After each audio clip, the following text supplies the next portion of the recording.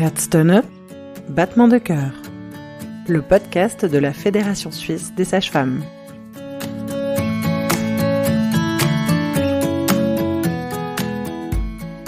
L'enjeu autour de la mortalité, il est assez important parce qu'on a eu une réduction de la mortalité maternelle pendant 15 ans. On a réduit de 50%, on est passé de 1 demi-million à 250 000 femmes qui décédaient par an. Et puis en fait, depuis presque une dizaine d'années maintenant, on voit une stagnation. Alors une stagnation au niveau mondial, ça veut dire qu'il y a des pays qui continuent à améliorer l'état de santé. Et puis il y en a d'autres pour qui on a une recrudescence de mortalité maternelle. Et puis en fait, quand on regarde dans les détails, c'est principalement dans des contextes de crise. On a une mortalité maternelle, plus de 50% de cette mortalité, elle est dans ces contextes-là, qui sont 90% de notre activité.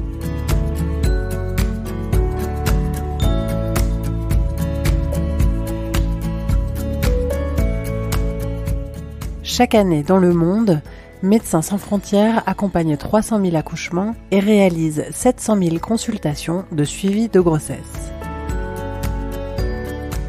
MSF Suisse diffuse à Genève jusqu'au 18 juillet un film en expérience immersive consacré à la naissance. L'occasion de rencontrer Nelly Staderini, sage-femme et référente santé femme pour MSF Suisse. Dans cet épisode, elle nous parle des actions de MSF sur le terrain et des enjeux mondiaux concernant la santé des femmes et des nouveau-nés.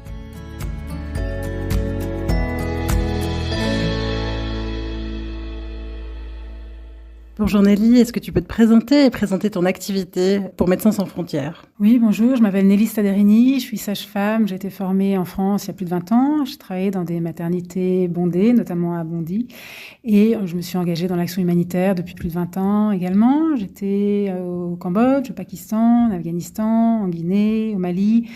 J'ai passé 4 ans au Tchad, j'étais au Burundi et puis ensuite je suis arrivée à Genève pour quelques années et puis ça fait 13 ans que je suis là. Je m'occupe de coordonner l'unité sur la santé des femmes et des enfants au département médical de Médecins sans frontières.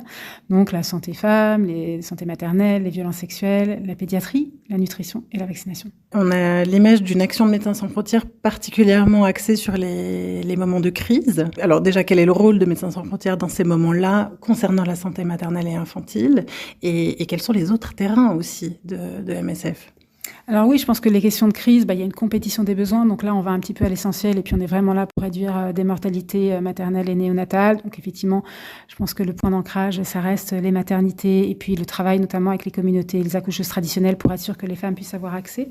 Après, une grande partie aussi de nos activités sont pas dans des contextes de crise géopolitique, mais sont dans des contextes de crise sanitaire ou autres. J'ai par exemple en tête Eswatini, sur lequel on a travaillé pendant plus de 20 ans de manière assez verticale sur le VIH. Et puis petit à petit, on a monté maintenant un projet de santé sexuelle qui tourne autour de la contraception, le dépistage et le traitement des maladies sexuellement transmissibles, les questions d'avortement et le dépistage du cancer du col de l'utérus. Donc on s'éloigne, on ne voit plus les femmes porteuses d'enfants. On considère les femmes que dans leur vie de femme. Et puis, plus que ça, on essaye aussi d'aborder les partenaires, les hommes, qui de temps en temps sont les oubliés de nos soins.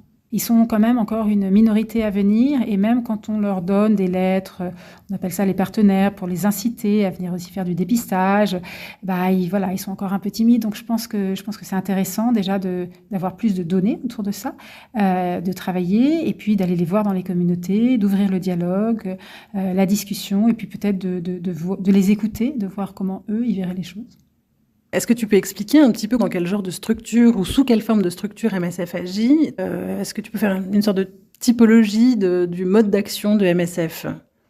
Oui, donc on peut intervenir directement au sein des communautés, on peut intervenir dans des centres de santé, donc on appelle des structures primaires, on peut intervenir au niveau des hôpitaux, donc des structures secondaires ou de temps en temps même des hôpitaux de référence. Alors de temps en temps, et je dirais même de plus en plus, on va être en appui à des structures préexistantes, souvent du ministère de la Santé, et c'est vraiment dans des cas de catastrophe extrême où MSF va tout seul mettre un hôpital sous tente plutôt que monter une structure, faire la construction. C'est souvent plutôt en appui par rapport à des structures préexistantes. Mais si je pense par exemple en Ukraine, les cliniques mobiles, en fait, les gens avaient été déplacés dans des dans des grands immeubles. Et puis donc nous, on arrivait au niveau de l'entrée, puis on allait discuter avec les gens pour comprendre en fait où est-ce qu'on allait pouvoir se mettre. Et puis timidement, ils nous montraient 1 ou 2 salles comme ça. Et puis et donc c'est voilà, l'équipe arrive avec des grandes malles en plastique pleines de médicaments. Et puis on se met discrètement là où les gens pensent que c'est le meilleur endroit. Donc ça peut être de temps en temps, ça paraît très précaire, mais il suffit de sécuriser un endroit avec une confidentialité, puis d'expliquer aux gens où on est et ce qu'on fait, et puis les gens arrivent. Et vous recrutez du personnel local aussi? Donc, on travaille principalement avec du personnel local. On a un ratio de, je dirais, 1 pour 10 ou 1 pour 20. C'est-à-dire, on va envoyer une sage-femme internationale pour gérer une équipe de temps en temps 10 ou 20 sages-femmes nationales, ce qui représente en général un défi parce que les gens ne sont pas forcément formés au management et ça représente une grosse partie de leur activité au quotidien.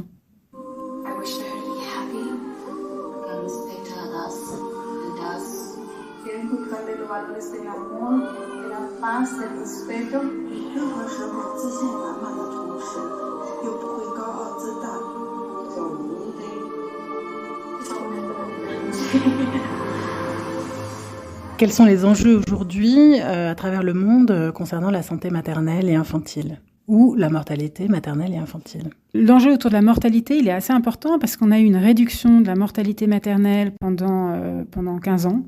On a réduit de 50%. On est passé de 1 demi-million à 250 000 femmes qui décédaient par an. De femmes qui meurent en contexte de grossesse et d'accouchement, c'est ça, hein? Oui. Et puis en fait, depuis presque une dizaine d'années maintenant, on voit une stagnation.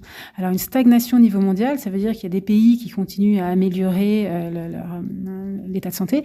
Et puis il y en a d'autres pour qui on a une recrudescence de mortalité maternelle. Et puis en fait, quand on regarde dans les détails, c'est principalement dans des contextes de crise.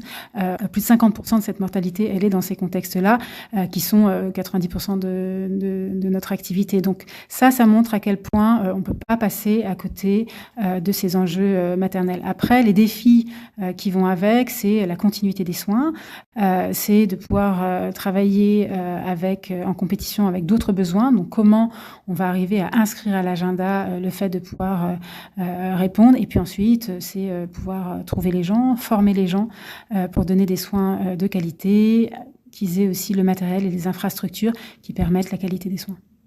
Et qu'est-ce qui est identifié aujourd'hui comme étant les besoins les plus aigus sur le terrain ou sur les terrains? Alors, les besoins les plus aigus, je pense qu'effectivement, c'est la période de l'accouchement. Donc ça reste une prise de risque de mourir et pour la mère et pour l'enfant à naître. Donc, c'est quand même une activité primordiale. Par contre, se limiter à ça, c'est un peu compliqué parce qu'on peut avoir des signes des signes de complications qui vont apparaître pendant la grossesse. Et puis aussi, il y a plein d'activités préventives qui peuvent être mises en place quand on suit les femmes, notamment pendant les consultations anténatales. Donc, de temps en temps, c'est moins vu comme une activité d'urgence, c'est vrai, mais en même temps, ça permet de détecter, de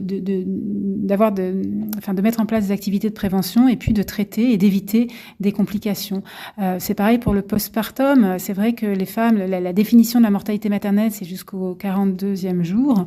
Et puis, finalement, c'est pas toujours évident de les voir une fois qu'elles partent des maternités. Donc, faut un peu aller à la pêche dans les communautés parce que, voilà, elles ont quand même un risque d'hémorragie, un risque d'infection et voilà. Donc je pense que c'est toute la globalité de la périnatalité qu'il faut regarder. Après, on a la contraception. On est souvent dans des populations où plus de 50% des femmes qui voudraient avoir accès aux moyens contraceptifs n'ont pas accès. Donc là, on a une vraie valeur ajoutée à MSF en mettant en place ces consultations, la qualité des soins et puis l'offre de différents moyens contraceptifs. Après, il y a la question d'avortement, encore très tabou, lié avec des enjeux religieux, légaux et autres, qui fait en sorte qu'on intervient principalement dans des contextes où c'est très difficile pour les femmes d'avoir accès à des pratiques qui ne leur font pas risquer leur vie ou des complications. Donc mettre en place ces activités aujourd'hui, ça reste primordial.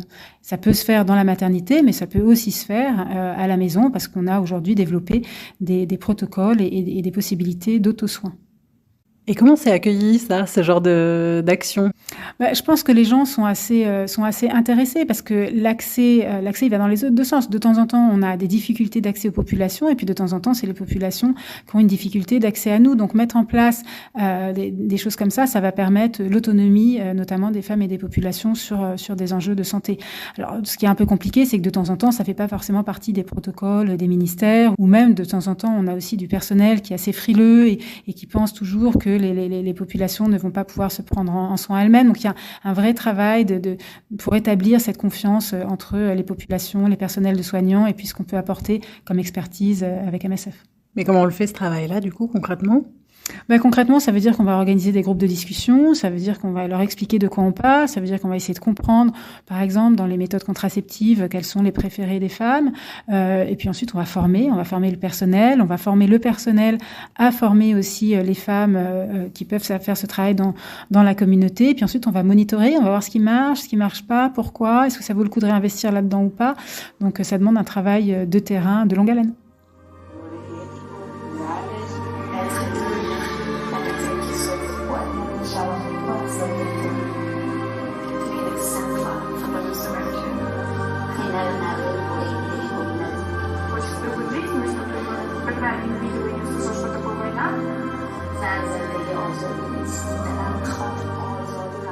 Il y a aussi peut-être une question un peu moins habituelle quand on parle des missions d'MSF qui serait autour de la gestion de la fertilité. Est-ce que c'est une question qui émerge sur les terrains ?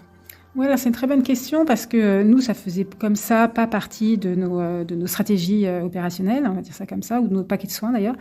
Et puis là, il y a 2 ans, je crois qu'on s'est retrouvés en grosse urgence au niveau du Sud-Soudan et puis on a voulu faire les choses un peu différemment. Donc on a fait des focus group discussions au niveau de la communauté. Puis c'est la principale demande qui est ressortie de la part des femmes. Donc l'équipe a mis ça sous forme de rapport. On les a un peu laissés aller en se disant avec quoi ils vont venir en fait comme solution. Et puis petit à petit, on s'est rendu compte que ce qu'ils proposaient comme solution, c'était autour des questions d'avortement et puis de dépistage et de traitement des maladies sexuellement transmissibles, parce que on voit que c'est quand même 2 portes d'entrée qu'on sait faire et qui ont un impact. Faire plus que ça aujourd'hui dans des contextes comme ça, c'est quand même un peu compliqué. On ne peut pas tout résoudre. Et comment on explique que cette question de la fertilité, même dans des situations de crise, soit aussi prégnante ? On est principalement dans des contextes où être enceinte et avoir des enfants, c'est fondamental. C'est un rôle de la femme dans la société, donc par rapport au mari, par rapport à la famille, par rapport à la communauté, qu'on le veuille ou non, elles n'ont pas forcément le choix, quoi. MSF diffuse actuellement un film à Genève, dans le Jardin des Nations, qui s'appelle Mother to Be, point d'interrogation. Qu'est-ce que tu retiens, toi, de ce film ? Est-ce qu'il y a un témoignage qui t'a particulièrement marqué ? Oui, alors quand l'équipe de la communication est venue me voir et me demander un peu quelles étaient mes ambitions, mes rêves autour de ça, moi je leur ai dit j'aimerais qu'on puisse donner la parole aux femmes et je pense que c'est très réussi effectivement. Donc ils ont été dans plein de pays, ils ont recueilli des tas de témoignages, plus que des témoignages, ils ont aussi enregistré des berceuses que les femmes chantaient à leur nouveau-né. Je trouve que c'est un film qui est très poignant. Après, je trouve très intéressant de voir l'optimisme qui a derrière les maternités qu'elle porte et puis les enfants qu'elle met au monde. Et en même temps, ce qui m'a le plus frappée, c'est le témoignage d'une femme qui dit à son enfant j'espère que tu auras le droit de te tromper. Je trouve que c'est très beau, je trouve que la prise de risque, c'est quelque chose qu'il faut valoriser parce que c'est ce qui permet aussi d'aller plus loin, l'innovation. Et on est vraiment dans des sociétés où on essaye toujours de tout sécuriser.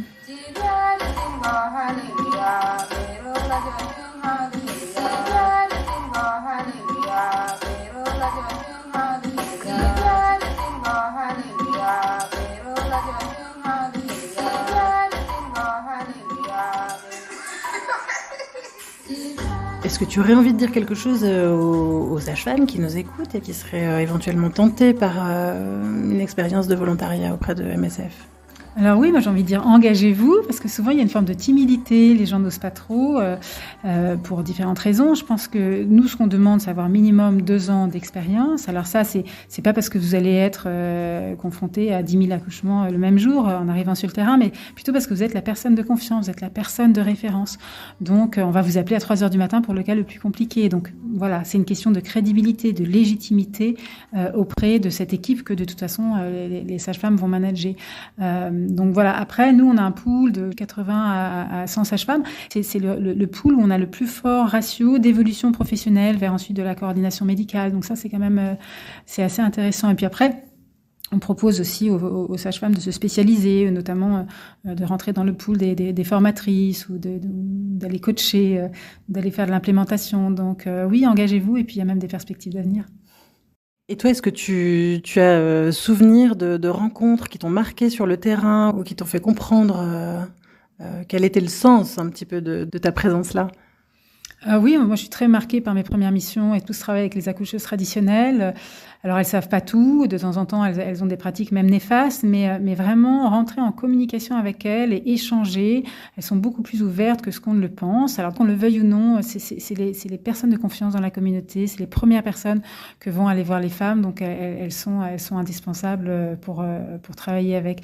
Et puis après j'ai des souvenirs de contact directement avec les femmes. Alors c'est plus compliqué parce qu'il faut des traductions et tout ça, mais c'est vraiment le contact avec les populations sur le terrain qui m'a fait prendre conscience à quel point les femmes étaient une force incroyable pour les individuels, pour les communautés, et qu'on les mettait dans des situations de vulnérabilité.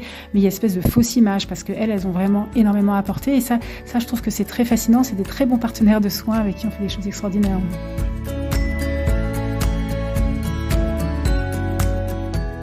Merci. Merci.